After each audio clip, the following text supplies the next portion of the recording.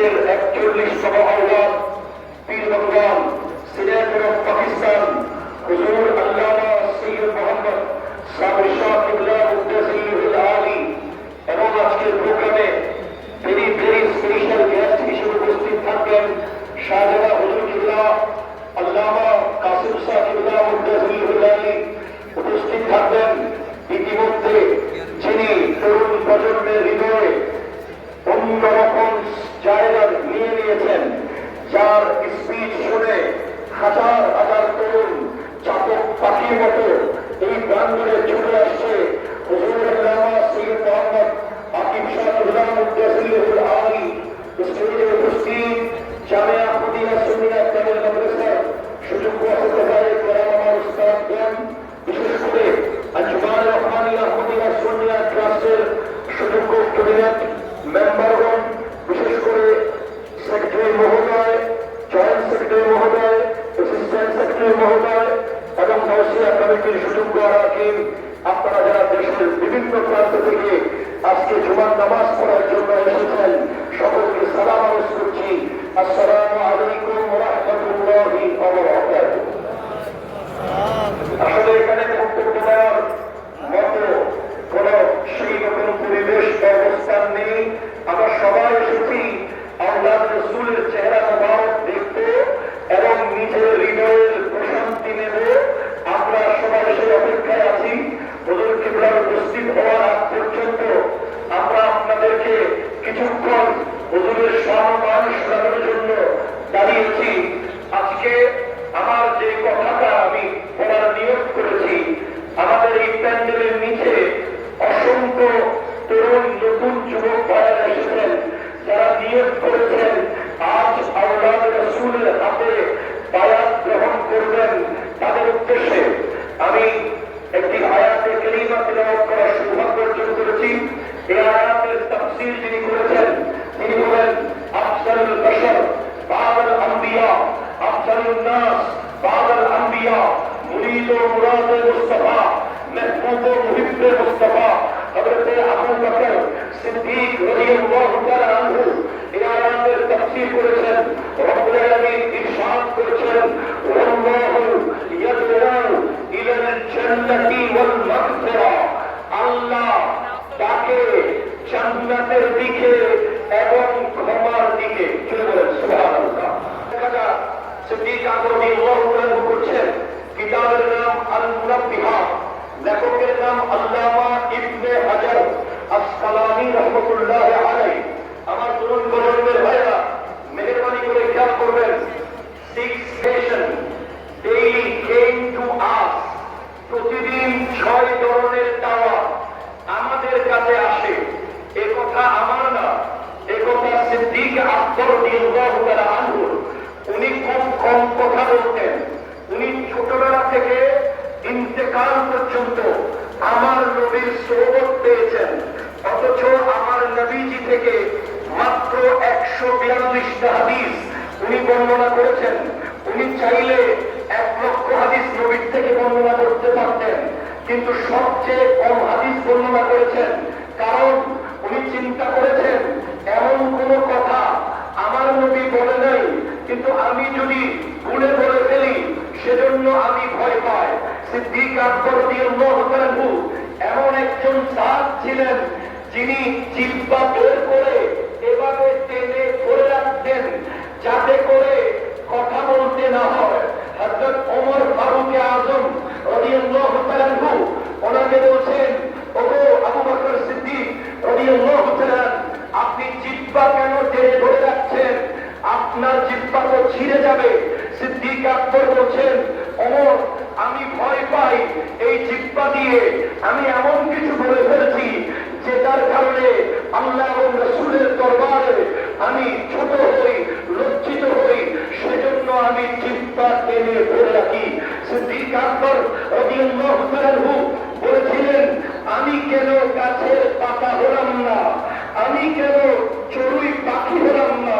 আমি যদি গাছের পাতা হতাম, আমি যদি চড়ুই পাখি হতাম, তাহলে আমাকে আল্লাহর সামনে দাঁড়াতে হতো না। সিদ্দিক আকবর যিনি দুনিয়াতে দাঁড়িয়ে আমার নবীর জবান থেকে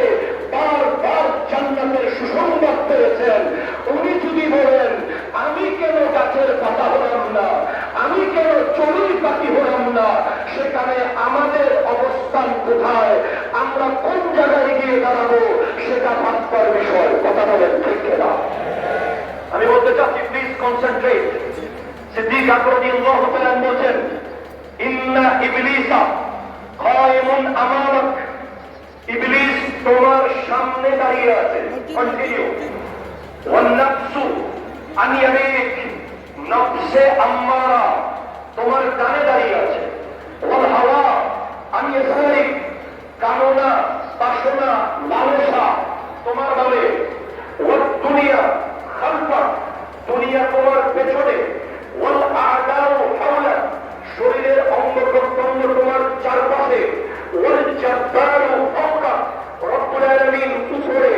লা বিল মাকানাতি ওয়া বিল কুদরতি, আল্লাহ জাগার দিক থেকে উপরে আছেন এমন না, কুদরত এবং সম্মানের দিক থেকে আল্লাহ উপরে। আরো জোরে বলেন। এখন কি হয় প্রতিদিন?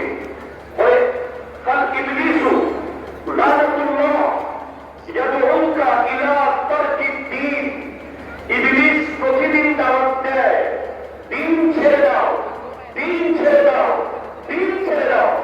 আজকে আপনারা যাদেরকে দেখছেন সোশ্যাল মিডিয়াতে জুলুসের মধ্যে, আমরা কঠোরভাবে আঞ্জুমান নিষেধ করেছে, কোন ট্যাক্সেট আনা যাবে না। কথা বলেন, কথা বলেন, কথা বলেন। কোন ধরনের ট্যাক্সেট আনা যাবে না। কোন ধরনের সাউন্ড বক্সে সিকিরের আওয়াজ যেটা বাদ্যবাজনার মতো মনে হয় এমন সাউন্ড সিস্টেম আনা যাবে না। এরপরে বলা হয়েছে যেই ধরনের সাউন্ড বাজারে জুলুস কষ্টবিদ্ধ হবে সেটা বলা যাবে না। আমরা দেখতে পেলাম জুলুস শেষ হয়ে মানুষ বাড়িতে চলে গেছে। রাতের বেলা কয়েকটা গাড়ি রাস্তায় রাস্তায় সাউন্ড বাজিয়ে নাচতেছে। আমরা বিশ্বাস করি এরা আমাদের নয়, এরা আমাদের হতে পারে না, এরা আমাদের হতে পারে না। এরা আমাদের সাথে প্রতারণা করার জন্য তারা এজেন্ট হয়ে জুলুসে এসেছে। যারা জুলুসের রুলস এন্ড রেগুলেশন মেনটেইন না করে আঞ্জুমান